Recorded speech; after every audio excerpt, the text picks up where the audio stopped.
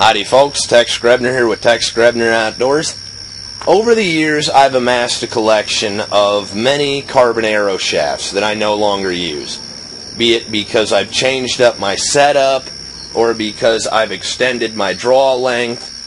And so these arrows have been for my compound bow, which means they tend to be cut much shorter than what I would need to use for general traditional archery use. Because you can't use a broadhead safely with arrows where you have a chance of running the broadhead back into your fingers. So rather than simply having them sitting around, the most important part of any small game or aerial target arrow for upland game birds, waterfowl if it's legal in your area, or squirrel hunting, is that you don't give a damn about your arrows, because you're shooting them up into the air. Odds are you're probably going to lose them.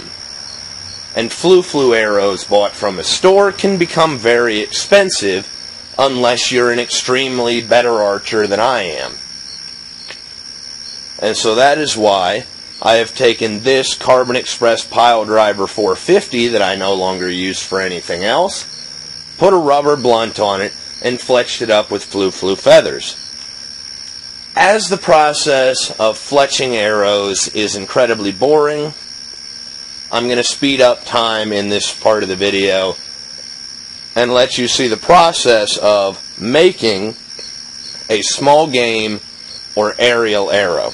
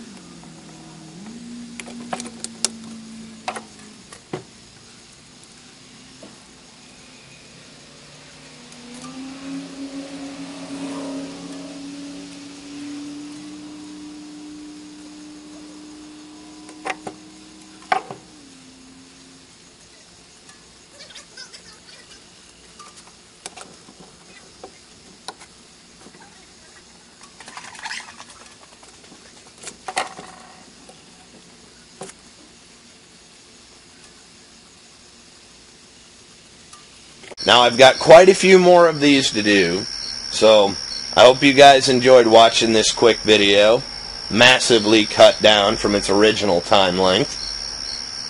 And as always, God bless all my sportsmen of America. Join the NRA to protect our rights. Please check out my friends over at legallyconcealed.org. Thank you very much to those of you involved in law enforcement and those of you serving in the military. And thanks for watching Tex Grebner Outdoors.